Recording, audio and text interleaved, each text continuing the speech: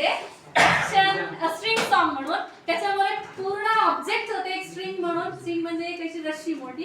तर त्या मुलांना वाचायचं कसं म्हणे, त्याच्यामध्ये काय दिलंय, फर्स्ट बॉयज आहे, सेकंड बॉयज आहे, थर्ड बॉयज आहे. मी म्हणलं फर्स्ट बॉयज आहे, सेकंड बॉयज आहे, हे मुलं आहेत म्हणलं आणि ते स्ट्रिंग सॉन्गचं एक गाणं म्हणताय.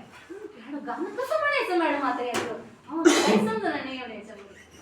मी म्हणलं त्याच्यामध्ये काहीच नाहीये, बाजारात जायचं वस्तू घेऊन यायच्या.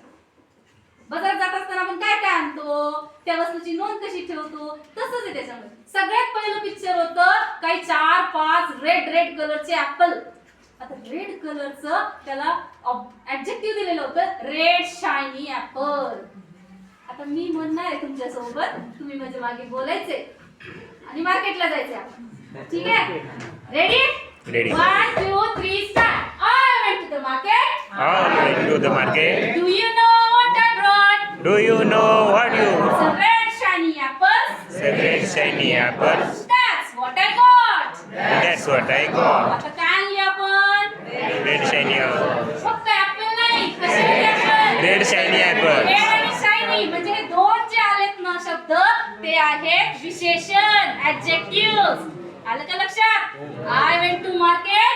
Do you know what I brought? Some red shiny apples. That's what I got. म्हणजे मी एवढंच आणलं. पण मला आज किती वस्तू आणायची? बरं बाजारात जावं लागेल ना? बरं बाजारात जावं लागेल.